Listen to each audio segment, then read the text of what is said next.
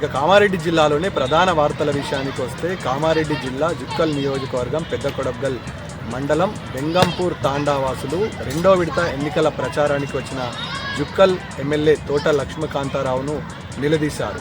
గ్రామ పొలిమేరల్లోనే ఎమ్మెల్యే లక్ష్మీకాంతారావును అడ్డుకున్నారు. ఎన్నికల సమయంలో లక్ష్మీకాంతారావు ఇచ్చిన హామీలతో పాటు వ్యక్తిగతంగా తను ఇచ్చినటువంటి హామీలను నెరవేర్చిన తర్వాతే గ్రామంలో ఎన్నికల ప్రచారం నిర్వహించాలని మహిళలు గ్రామస్తులు ఆగ్రహం వ్యక్తం చేసిన సందర్భం స్పష్టంగా కనబడుతుంది.